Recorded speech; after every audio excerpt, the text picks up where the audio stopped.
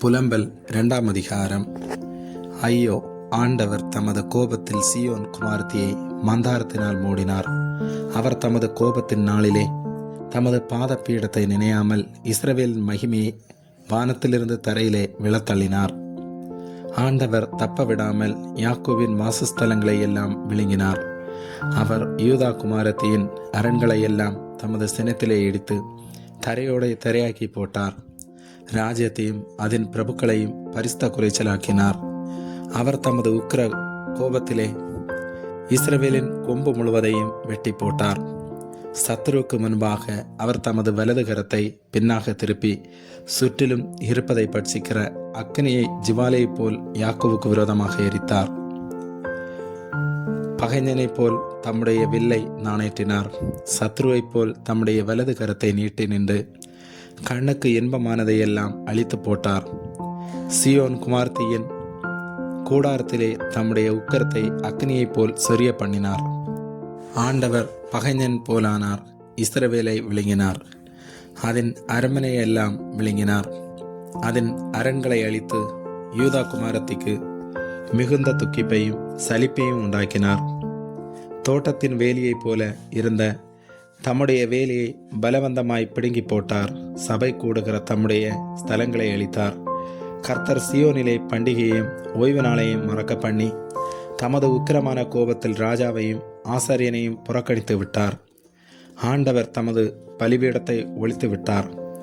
தமது பரிசுத்த ஸ்தலத்தை வெறுத்து விட்டார். அதனுடைய அரண்மனைகளின் மதில்களை சத்ருவின் கையில் ஒப்பு கொடுத்தார். பண்டிகை நாளில் ஆரவாரம் பண்ணுகிறது போல் கர்த்தரின் ஆலயத்தில் ஆரவாரம் பண்ணினார்கள். கர்த்தர் சீயோன் குமார்த்தியின் அலங்கத்தை நிர்மூலமாக்க நினைத்தார். நூலை போட்டார். அழிக்காதபடி தம்முடைய கையை அவர் முடக்கி கொண்டதில்லை. அரணிப்பையும் அலங்கத்தையும் புலம்ப செய்தார். அவைகள் முற்றிலும் பெலனற்று கிடக்கிறது. அவள் வாசல்கள் தரையில் அமிழ்ந்து கிடக்கிறது. அவள் தாழ்பாள்களை முறித்து உடைத்து போட்டார். அவள் ராஜாவும் அவள் பிரபுக்களும் புறஜாதியாருக்குள் இருக்கிறார்கள். வேதமும் இல்லை. அவள் தீர்க்கதரிசிகளுக்கு கர்த்தரால் தரிசனம் கிடைக்கிறதும் இல்லை. சீயோன் குமார்த்தியின் மூப்பர்கள் தரையில் உட்கார்ந்து மௌனமாய் இருக்கிறார்கள். தங்கள் தலைகளின் மேல் புழுதியை போட்டுக் கொள்ளுகிறார்கள். இருட்டு உடுத்தி இருக்கிறார்கள். எருசலேமின் கன்னியர்கள் தலை கவிழ்ந்து தரையை நோக்கி கொண்டிருக்கிறார்கள். என் ஜனமாகிய குமாரத்தியின் நொறுக்குதலை நிமித்தம் கண்ணீர் சொரிகிறதினால் என் கண்கள் பூத்து போகிறது. என் குடல்கள் கொதிக்கிறது. என் ஈரல் இளகி தரையிலே வடிகிறது. குழந்தைகளும் பாலகரும் நகரத்தின் வீதிகளிலே மூர்ச்சித்து கிடக்கிறார்கள். அவைகள் குத்துண்டவர்களைப் போல நகரத்தின் வீதிகளிலே மூர்ச்சித்து கிடக்கும் போதும் தங்கள் தாய்களின் மடியிலே தங்கள் பிராணனை விடும்போதும் தங்கள் தாய்களை நோக்கி தானியமும் திராட்சரசமும் எங்கே என்கிறார்கள். எருசலேம் குமாரத்தியே, நான் உனக்கு சாட்சியாக என்னத்தை சொல்லுவேன்? உன்னை எதற்கு ஒப்பிடுவேன்? சீயோன் குமாரத்தி ஆகிய கன்னிகையே, நான் உன்னை தேற்றும்படிக்கு உன்னை எதற்கு நிகர் சொல்லுவேன்?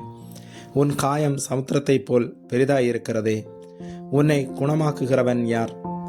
உன் தீர்க்கதரிசிகள் அபத்தமும் வியர்த்தவுமான தரிசனங்களை உனக்காக தரிசித்தார்கள். அவர்கள் உன் சிறையிருப்பை விலக்கும்படி உன் அக்கிரமத்தை எடுத்து காட்டாமல் அபத்தமானவைகளையும் கேடானவைகளையும் உனக்காக தரிசித்தார்கள். வழிப்போக்கர் யாவரும் உன் பேரில் கை கொட்டுகிறார்கள்.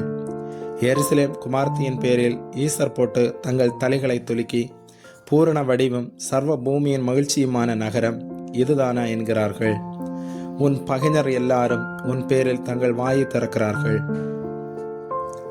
ஈசர் போட்டு பற்கடிக்கிறார்கள். அதை விழுங்கினோம். நாம் காத்திருந்த நாள் இதுவே. இப்பொழுது நமக்கு கிடைத்தது. அதை கண்டோம் என்கிறார்கள். கர்த்தர் தாம் நினைத்ததை செய்தார். பூர்வ நாட்கள் முதற்கொண்டு தாம் கட்டளையிட்ட தமது வார்த்தையை நிறைவேற்றினார். அவர் தப்ப விடாமல் நிர்மூலமாக்கி உன்மேல் பகைஞன் சந்தோஷிக்கும்படி செய்தார்.